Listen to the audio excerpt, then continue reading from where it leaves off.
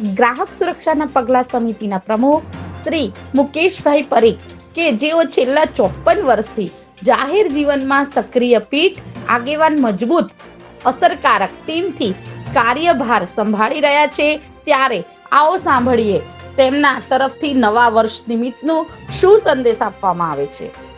મુકેશ પરીખ, પ્રમુખ ગ્રાહક સુરક્ષા અને પગલાં સમિતિ અખિલ ભારતીય।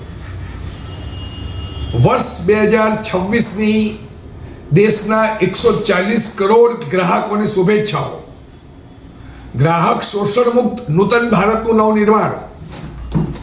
વર્ષ 2026માં ભારતીય ગ્રાહક જીવનના કોઈ પણ ક્ષેત્રમાં છેતરાય નહીં એવી all India consumer protection and action કમિટીની શુભેચ્છાઓ। સચેત ગ્રાહક, સાવધાન ગ્રાહક, જાગૃત ગ્રાહક, સુરક્ષિત ગ્રાહક। ગ્રાહક સુરક્ષા ભારતનું આર્થિક, સામાજિક, શૈક્ષણિક અને સાંસ્કૃતિક જન આંદોલન છે। પ્રત્યેક વ્યક્તિ ગ્રાહક છે અને આ ગ્રાહક જે ખરીદી કરે છે એના પર આ દેશના ધંધા, રોજગાર, વેપાર, ઉદ્યોગ ચાલે છે।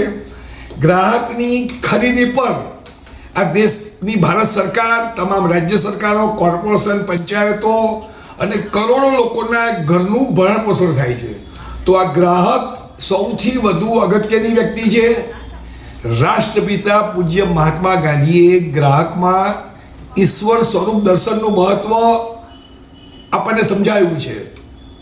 મહાત્મા ગાંધીએ ગ્રાહક દેવો ભવ આજથી 2500 વર્ષ અગાઉ મહામાનવ ચાણક્ય કૌટિલ્યે પોતાના અર્થશાસ્ત્રના પુસ્તકમાં ગ્રાહકની શક્તિનું અપાર મહત્વ પ્રતિપાદન કર્યું। તો આ ભારતીય ગ્રાહકને છેતરાય નહીં એ માટે અમે માનનીય લોકલાડીલા પ્રધાનમંત્રી નરેન્દ્રભાઈ મોદી, માન્યવર રાષ્ટ્રપતિ મહોદય દ્રૌપદી મુર્મુ મેડમ સહિત ગુજરાતના મુખ્યમંત્રી સહિત તમામ સાંસદો, ધારાસભ્યોને વર્ષ 2026માં અપીલ કરીએ છીએ કે ગ્રાહક સુરક્ષાની પ્રવૃત્તિને કેન્દ્ર સરકાર અને દેશની તમામ રાજ્ય સરકારો અગ્રિમતા આપે। જય હિન્દ, જય ગ્રાહક।